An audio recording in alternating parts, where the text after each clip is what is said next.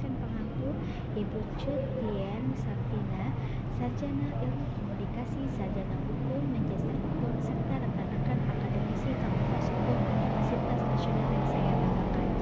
Perkenalkan, saya Rafael Ananta. Pada kesempatan yang sangat berharga ini, saya mempresentasikan hasil makalah saya yang berjudul Rekonstruksi Pertanggungjawaban Pidana Terhadap Kejahatan Cyber dalam Perspektif KUHP Nasional dan Undang-Undang ITE. Hari ini kita berada di era digital mana batas antar negara tidak lagi dipisahkan oleh daratan atau lautan, melainkan terhubung oleh big data dan jaringan sistem. Digitalisasi telah mentransformasi seluruh lini kehidupan, mulai dari transaksi perbankan, pelayanan publik, hingga kedaulatan data nasional. Namun, bagaimana pisau bermata dua, pesatnya berkembang teknologi informasi ini menjadi bahaya laten berupa eskalasi cybercrime atau kejahatan cyber. Kejahatan cyber memiliki karakteristik radikal yang membedakan dari kejahatan konvensional. Ia bersifat borderless dengan tanpa batas geografis dan anonymous, yaitu menggunakan identitas terselubung, diproduksi dengan kecepatan tinggi, serta menimbulkan dampak kerusakan yang masif tanpa batas fisik.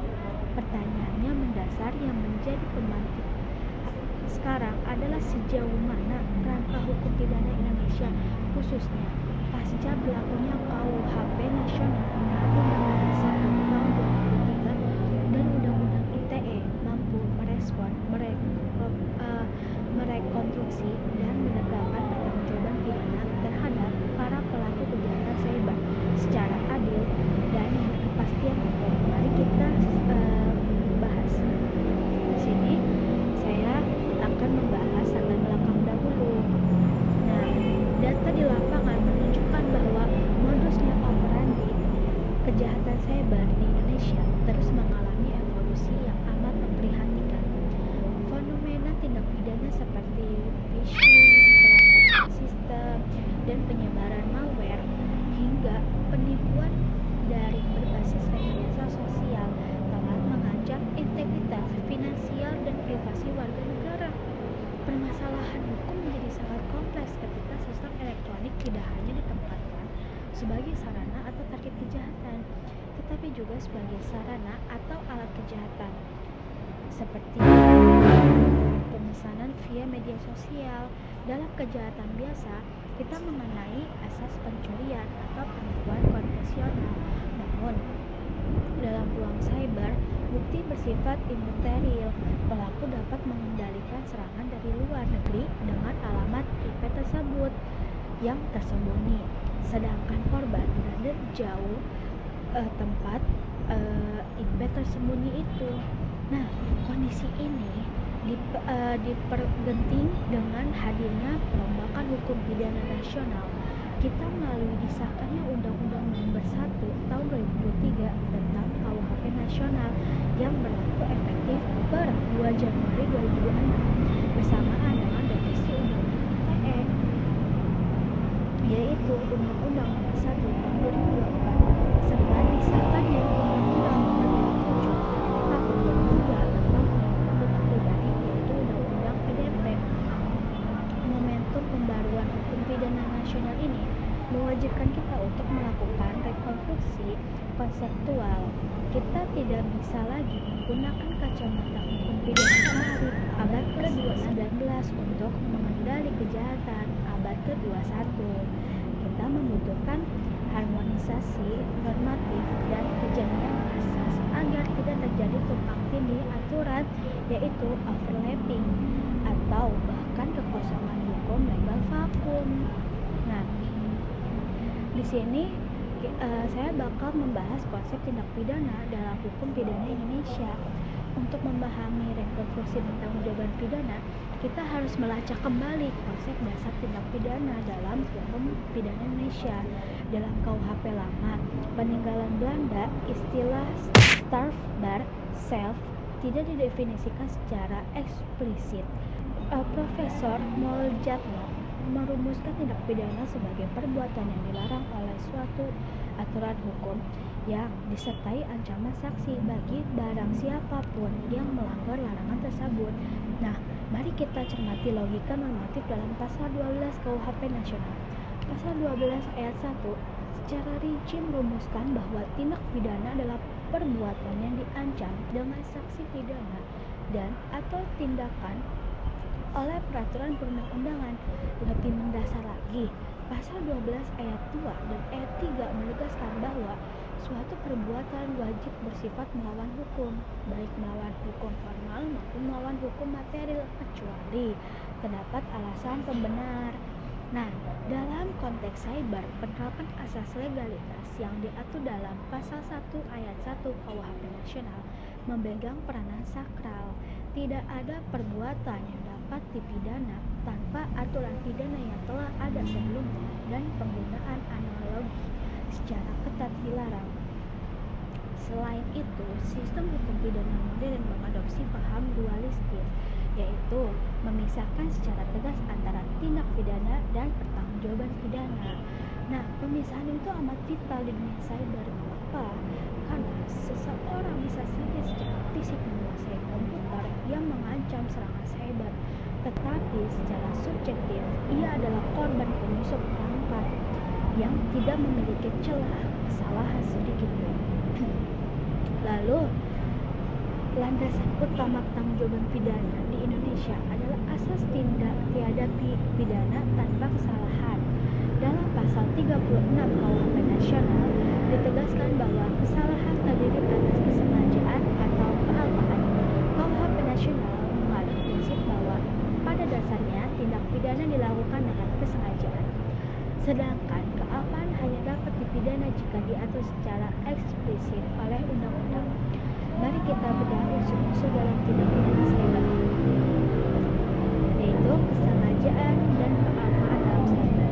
Sebagian besar pasal dalam Undang-Undang ITE seperti pasal 27 sampai pasal 36 mensyaratkan unsur dengan sengaja dan tanpa hak atau melawan hukum. Misalnya, dalam peretasan, hacking atau phishing, pelaku secara sadar dan menghendakinya untuk mengelabui korban atau menembus barikade karena sistem. Sebaliknya, kealpaan dalam cyber misalkan kelalaian administrator sistem yang menyebabkan kebocoran data tidak bisa serta merta dipidana dengan pasal kejahatan cyber kecuali ada norma spesifik yang mengancam kealpaan tersebut. Lalu, alasan pembenaran dan alasan pemaaf. KUHP nasional dalam pasal 42 mengatur tentang daya memaksa, overmatch, dan pembelaan terpaksa malware dalam konteks kejahatan cyber. Ini sangat krusial. Bayangkan seorang ethical hacker atau administrator jaringan yang secara mendesak mengintervensi atau merubah sistem tertentu tanpa izin formal demi menghentikan serangan ransomware masih yang mengancam keselamatan rumah sakit atau infrastruktur kritis negara.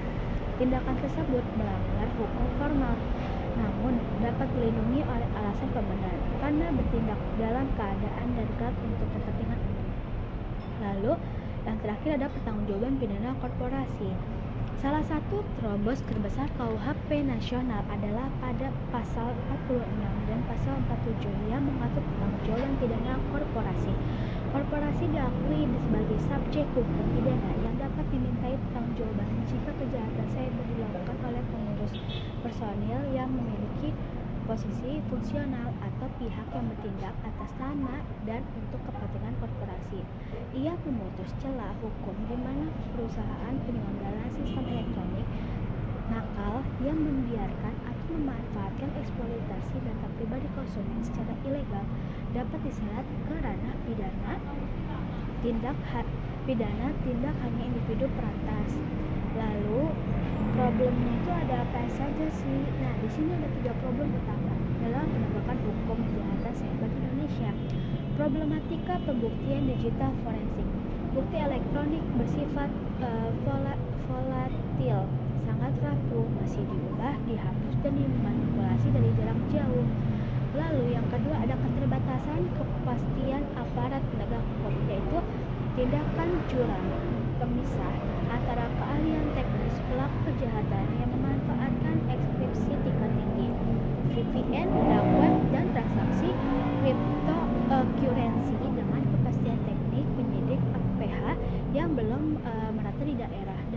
terakhir ada problematika yurisdiksi lintas negara, yaitu kejahatan cyber kerap melibatkan server di negara A, pelaku di negara B, dan korban di Indonesia. Asas teritorial konvensional kerap lumpuh. Indonesia membutuhkan penguatan kerjasama internasional melalui mutual legal asiansi dan ekstradisi yang responsif. Nah, itu adalah 3 problem utama dalam penegakan hukum.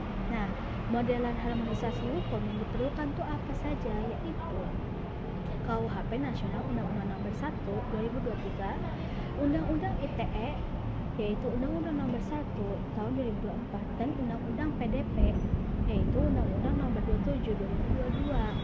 Nah, jadi kesimpulannya itu ada 3 poin utamanya, yaitu rekonstruksi pertanggungjawaban pidana dari kejahatan cyber tidak menghilangkan esensi dasar hukum pidana universal, bahwa pemindahan wajib didasarkan pada kesalahan, namun konstruksinya harus memperhitungkan karakteristik subjektif perantas dan perluas korporasi sebagai subjek hukum pidana modern. Yang kedua, ada dualisme hukum dan digital forensik. Keabsahan pembuktian cyber berakar pada prosedur forensik digital yang sama terus. Tanpa digital forensik yang presisi, penegakan hukum cyber akan kehilangan keadilan substantif. Dan yang ketiga, ada harmonisasi 3 pilar regulasi.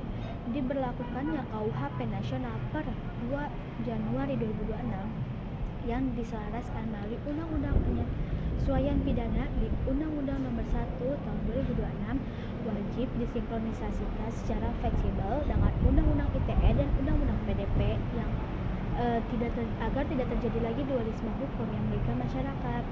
Lalu saran saya kepada pembentukan undang-undang perlu segera menyusun peraturan pemerintahan derivatif yang mengatur panduan teknis penanganan tindak pidana cyber secara terpadu antar instansi, yaitu kepolisian, kejaksaan, BSSN, dan Komdigi.